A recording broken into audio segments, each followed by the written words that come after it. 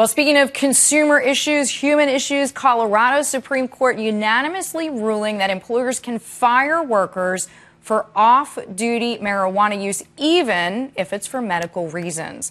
Fox News legal analyst Lis Wiehl with me now. So Lis, a Dish employee lost his job. I want to say as well, he's a quadriplegic. Yes, in a car accident. It's a horrible story. Right. Exactly. Harrowing tale.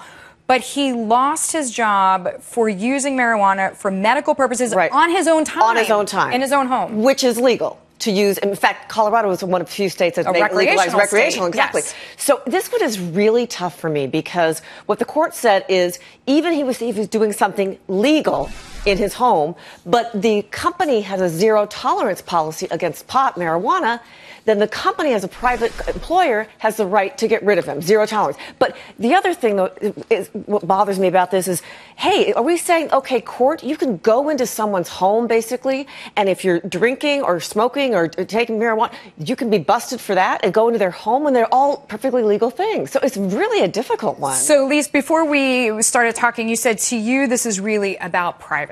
Right, because the court is saying that you can go into somebody's home when they're doing something that's completely legal. What's next? Drinking alcohol? Coming in the next day, maybe you've had a few too many beers the night before, coming in, you get tested for that, you can lose your job for that. I mean, all these different things, the court is saying we're actually going inside to your house. But, you know, then you look at the employer side.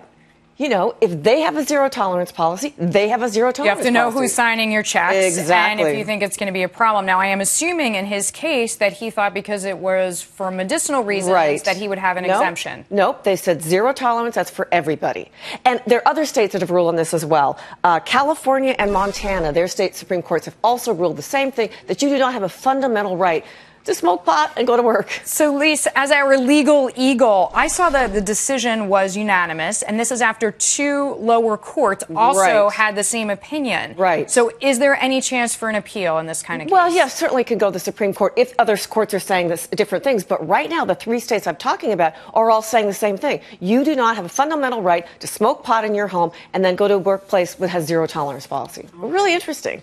Thank you so much. You got it. Lis Wiehl, she is our Fox News legal analyst.